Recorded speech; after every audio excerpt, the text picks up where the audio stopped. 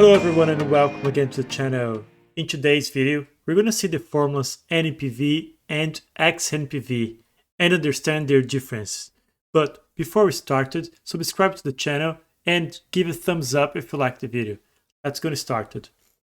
So a few weeks back, my friend came to me with this calculation here of the NPV and XNPV. And she was puzzled because she couldn't understand why the results were different. She sent the file to me and I decided to take a look. So let's see what we have here.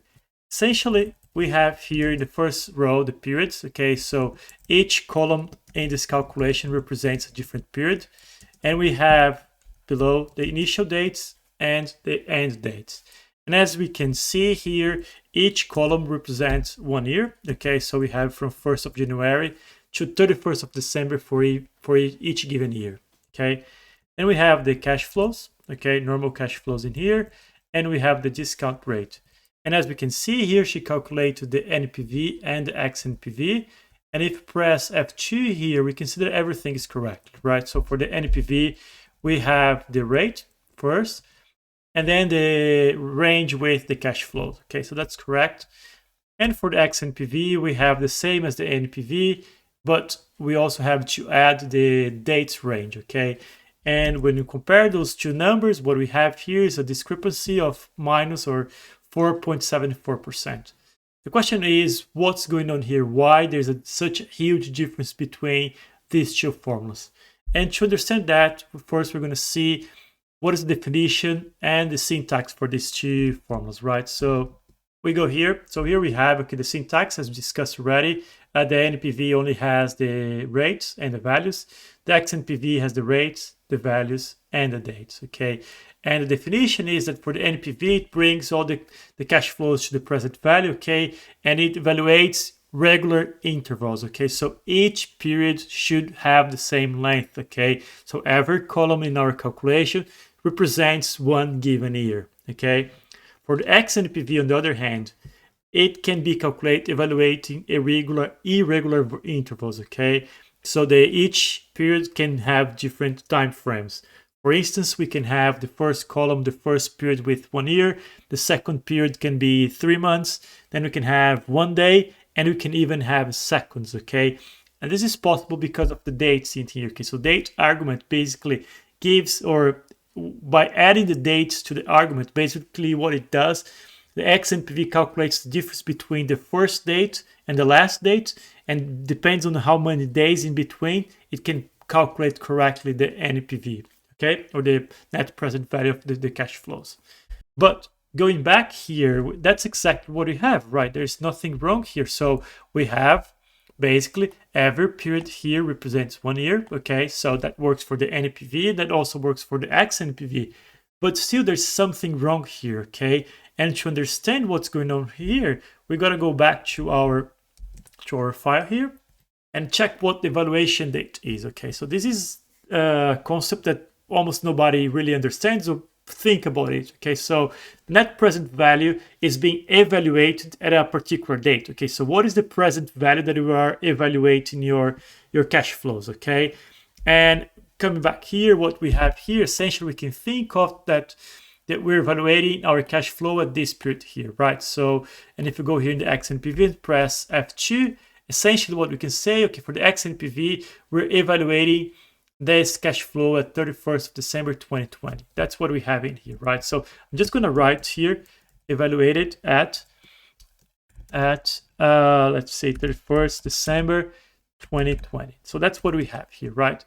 And for what do we have for the NPV? So we can think of that we are also doing the same thing, right? Because we're just getting here the first cash flows is the 31st of December 2020. So you may think that we are evaluating this cash flow at this particular date.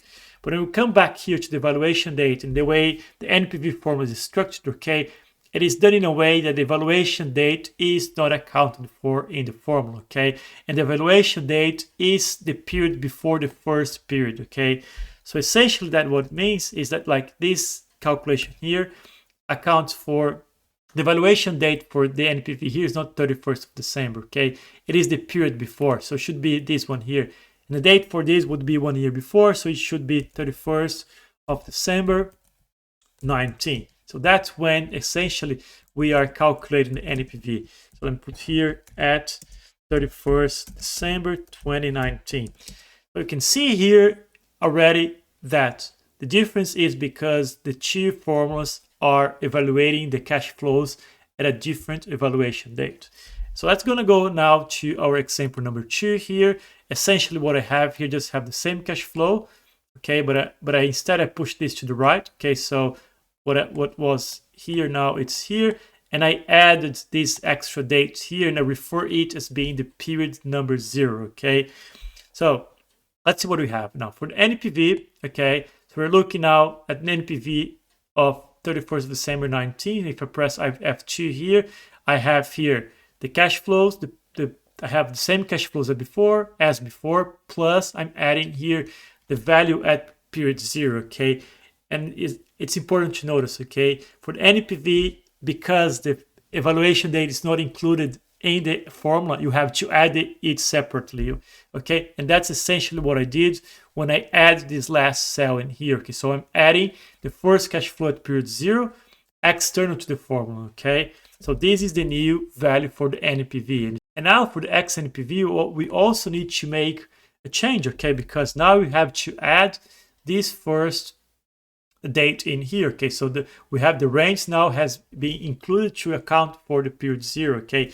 Again, because of the XNPV, if you look at the definition of the evaluation date, it should be included in the formula, okay? The evaluation date it should be included in the formula, while in the NPV, the evaluation date is not included in the formula. It's explicit, okay?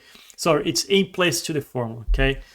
So that's what we have here. So I fixed this, and I fixed the NPV, and I fixed the XNPV, and now when you look at the difference, there's a minor difference of 0.032%.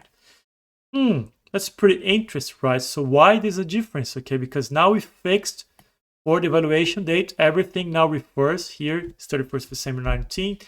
Here should be 31st of December 19. So we are already referencing our NPV and XNPV to the same date. So why there is a difference, okay? Let's gonna look to the third example I have here, okay? So in this example here, what I have, the only difference I have now, I added here the days in period, okay? So essentially what I'm doing here, I'm calculating how many days there are in between the two periods, okay? And as you can see here, there are a few days in which we have 366 days in a given year, right? Because of the leap years, okay?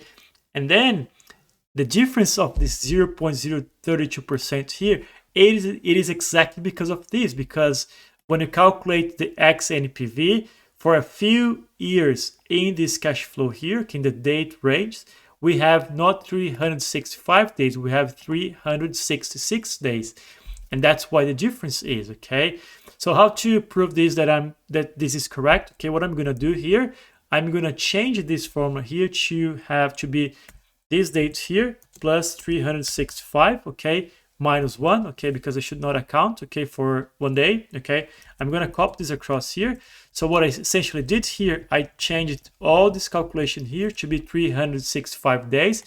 And as you can see here, because this was a leap year, we no longer go to 31st of December, we go to 30th of December, okay? And the same happens in here. So it keeps reducing 1 day for every leap year.